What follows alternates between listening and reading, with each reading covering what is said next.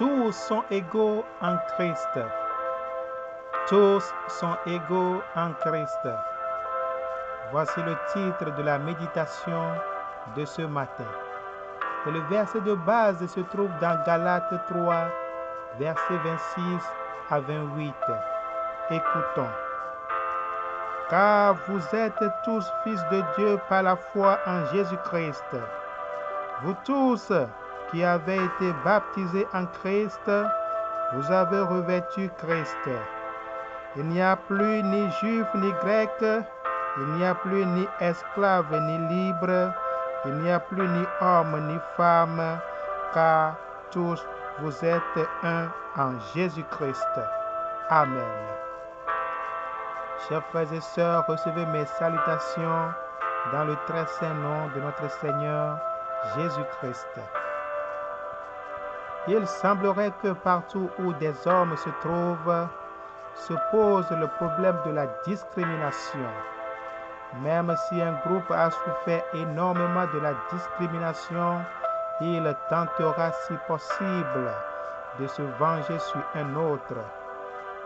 Ceux qui sont maltraités à cause de leur origine ethnique font souvent subir à d'autres la même chose à cause de leurs origines tribales, leur position économique, leur sexe.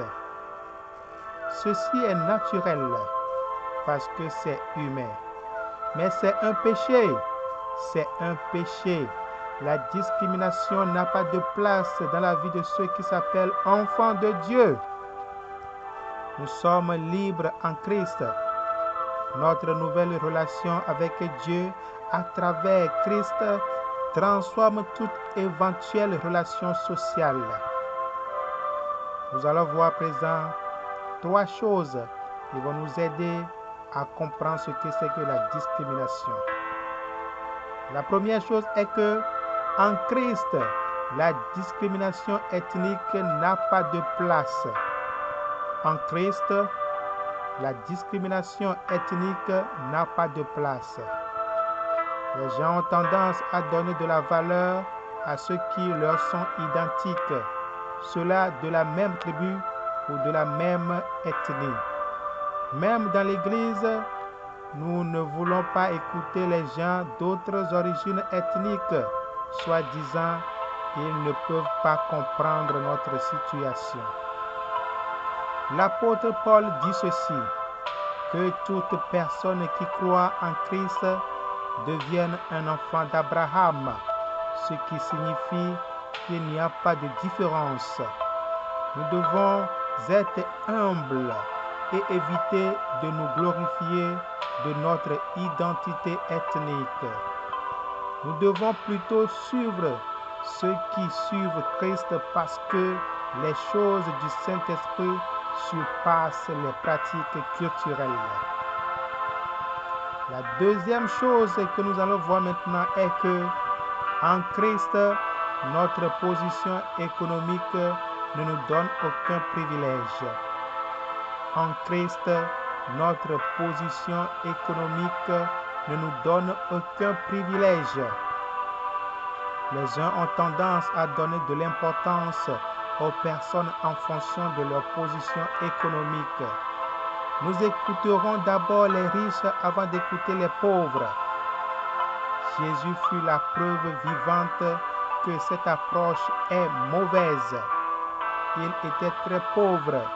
Il n'avait même pas un toit où dormir, mais il traitait tout le monde, riche ou pauvre, de la même manière.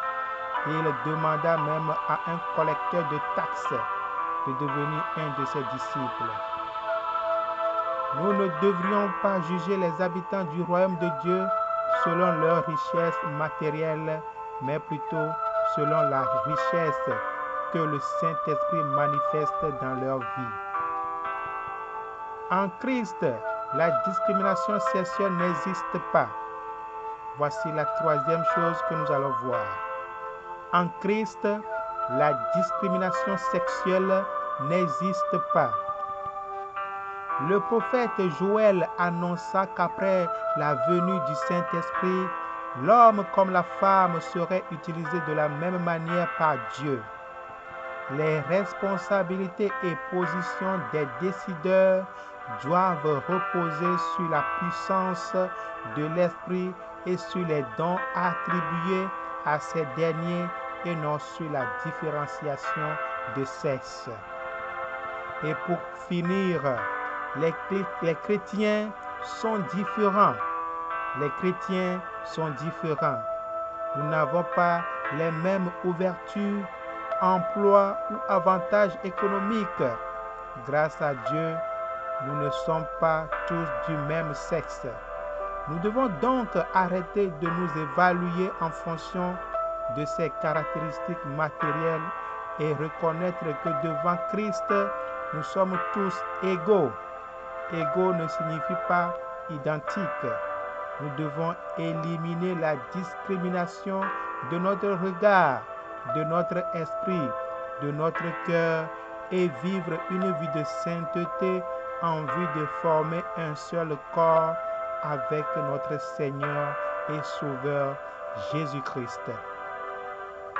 Que la paix, la joie et l'amour de notre Seigneur Jésus-Christ soient notre partage. Amen.